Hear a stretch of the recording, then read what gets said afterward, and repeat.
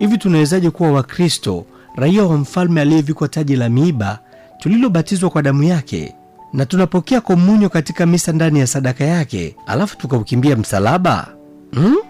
Hilo lingekuwa kusahau kwamba msalaba ni ubunifu wa ajabu wa huruma ya Mungu unaotupa nafasi ya kumthibitishia Yesu kwamba tunampenda, kwa sababu upendo wa kweli hauishi kwenye maneno bali hujitokeza katika matendo.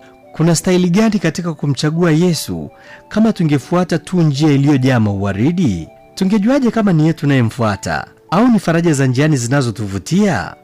Kumpenda Yesu mara nyingi huambatana na maumivu na uhitaji nguvu kubwa ya rohoni. Yesu hakuombi makubwa yasiyowezekana. Anaomba utayari wetu tu wa kumkiri na kumruhusu atende mapenzi yake ndani yetu. Ni kama yule mwizi aliyekuwa msalabani alivyokiri. Huyu hakutenda neno lolote, kisha akaomba kwa unyenyekevu, Yesu, nikumbuke utakapoingia katika ufalme wako. Ndivyo hata sisi tunavyoalikwa kumpenda Yesu kwa ajili yake mwenyewe, si kwa ajili ya zawadi zake.